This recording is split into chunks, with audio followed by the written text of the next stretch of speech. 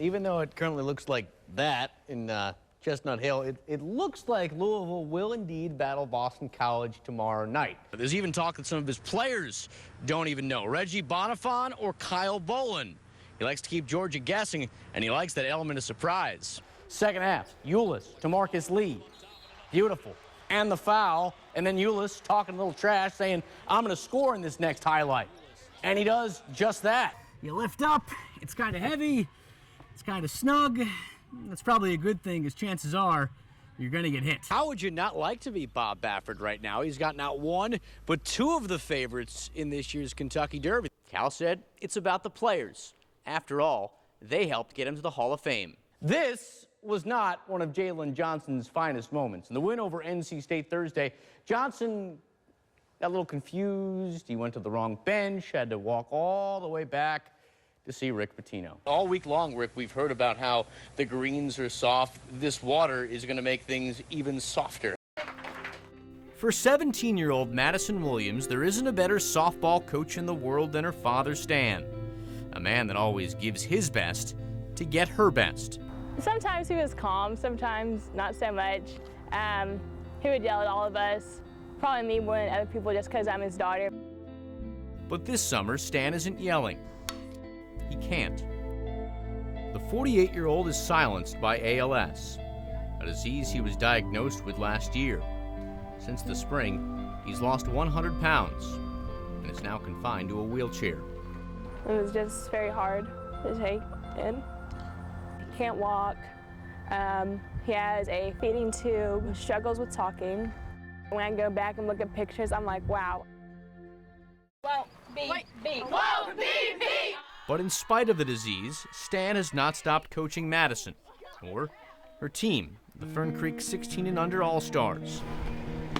Stan communicates to his team through text messages and through a special computer program. He no longer has control of his body, but he still has a say in what his team does on the field.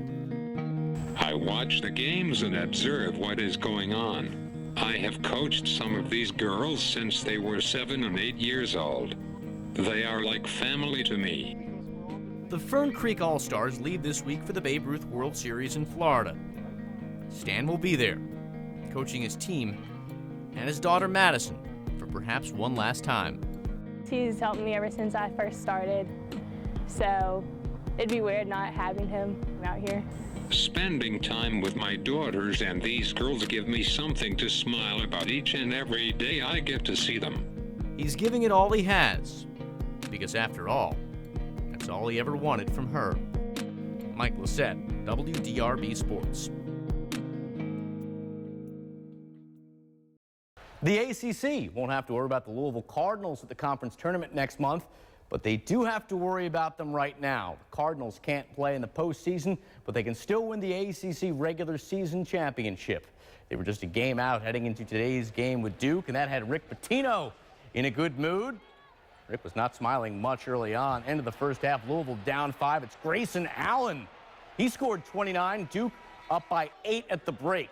Second half, Louisville down 10, starting to show some fight. Loose ball, Jalen Johnson and Allen getting into it. Allen took an elbow. Johnson called for a tee, but that seemed to wake up the Cardinals. Dang Adele getting the start. He responded, scored 12 points.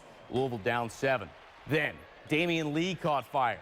Led the Cards on an 11-2 run with 3 3-pointers. Lee scored 24. Cardinals go from being down 13 to up 4 with 5 minutes to go.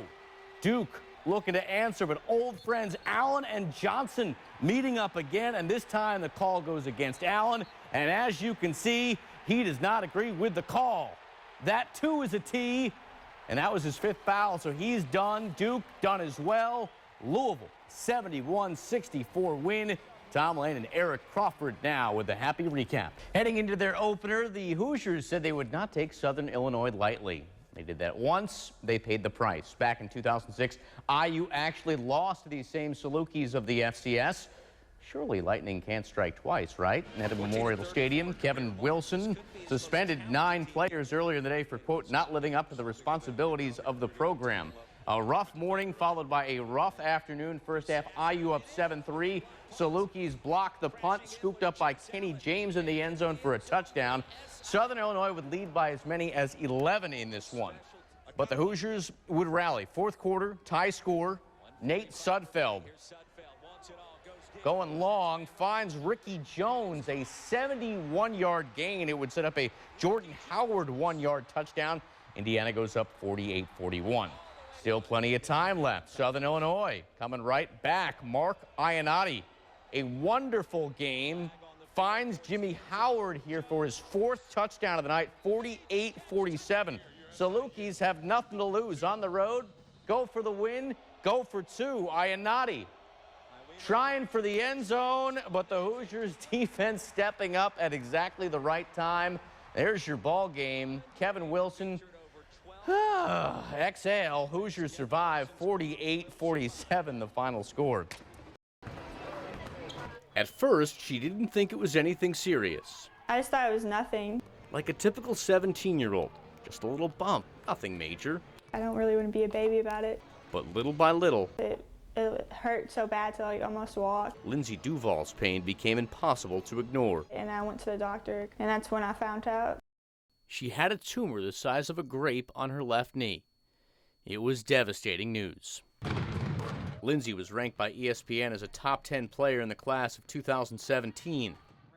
She had planned to sign with Kentucky. Now, doctors were signing off on her career.